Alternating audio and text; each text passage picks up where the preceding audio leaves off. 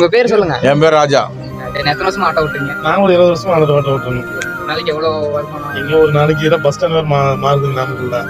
ஒரு நாளைக்கு ரொம்ப சேராட்டாவும் ஓடுது. நாங்க இதுல இருந்து நல்லா படிச்சவங்களும் இருக்கிறாங்க. ஆட்டோவில் பார்த்துட்டு நல்ல வேலை வாய்ப்புகள் நிறைய டிஎன்பிசி மூலம் எழுதி நல்ல வேலை கவர்மெண்ட் எக்ஸாம் போய் ஆமா ஒட்டு வேலை வாய்ப்புகள் நிறைய பேர் பெற்றிருக்காங்க. 100 ரூபா டீசல் ஆச்சா நம்மளுக்கு ஒரு 500 ரூபா நிற்கும். இதனால பாத்தீங்கன்னா ஒரு முதிர்ந்த வயசு ஆச்சுன்னா அதிகமாக ஆட்டோ ஓட்ட முடியாதுங்க.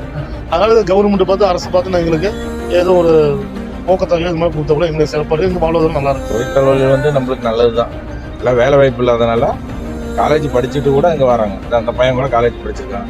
சவாரி போகிறோம் அப்படின்னா அவங்களை விட்டுட்டு தான் சாப்பிட முடியும். நம்ம வீட்டிலேருந்து சாப்பாடு கொண்டாடல, கடையில் தான் சாப்பிடணும் அப்படின்னா டைம் தாண்டிட்டா டீ சாப்பிட்டு கூட அப்படியே நைட்டு அடுத்த வேலை சாப்பிடலாம். நானும் கூலி தொழில் பெயிண்டிங் தொழில் அது கண்டினியூவான ஒரு வேலை கிடைக்கல.